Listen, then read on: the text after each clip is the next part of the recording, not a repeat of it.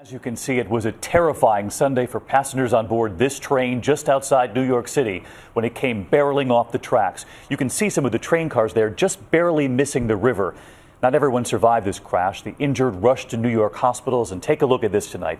Video coming in, shot by a passenger from another train, one of the first to drive by the accident site. You can see the top of the cars there toppled on their side. Some of those train cars rolling over, windows smashing, passengers thrown from their seats. First responders rushing to the scene, searching for the survivors, some climbing out of the wreckage themselves. Emergency teams carrying some of the bodies out and quickly getting to the injured, some of them critical. They'd almost made it to where they were going, New York City's Grand Central Station, the train accident just outside Manhattan. And that's where we begin with ABC's Gio Benitez on the scene for us tonight. Tonight, as the mangled commuter train sits just feet from the river, the search for clues is on. What caused this morning's dramatic derailment that killed 4 and injured more than 60 others? That video from a passing train showing those cars on their sides. By the time I looked up, it was completely going off its track, and there was just like the rubble from under the tracks flying at my face. The survivors say many passengers were asleep when the crash happened, like Ryan Kelly, who fractured his hand. It was the speed of the car when I kind of woke up and felt it tilting a little bit. And by the time I realized what was going on, everyone was getting thrown around. And everyone around you, I mean, were they okay? Everyone in my car was all right, except for one woman who was pinned between 2 seats. It was 5:54 a.m. The Metro North Express train left Poughkeepsie for New York's Grand Central Terminal. At 7:20 a.m., traveling southbound, the train approached a large curve, and that's when it derailed. Train's pretty beat up. The train flipped to some degree. Some of them righted themselves after they flipped, but there was substantial damage inside.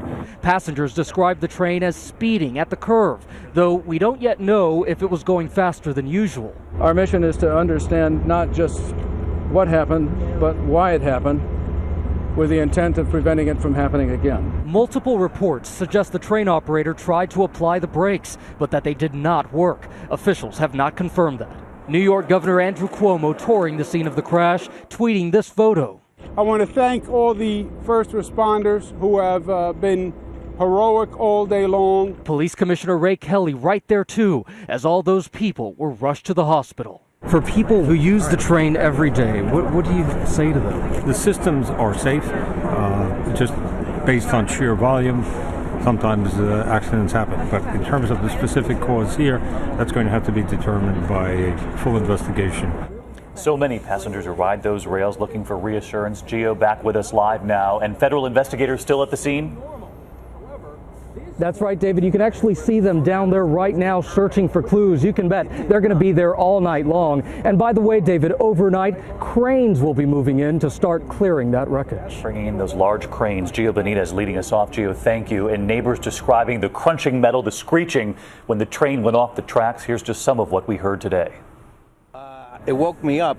I heard it from on the top of the hill, and I come down here. It's devastating. I just heard like a screeching noise, like a subway car, like that. And then within seconds, the ambulance started, and the fire truck started coming past my window, and I knew something big happened. A big boom. It woke me. But this is a bad curve, definitely. There are people lying down on the ground dead. They just came home from just being at the family for their Thanksgiving, and now they're just dead. And it's just so sad. It's just so sad. Just some of what they saw and heard outside New York City this Sunday. Much more on GMA in the morning.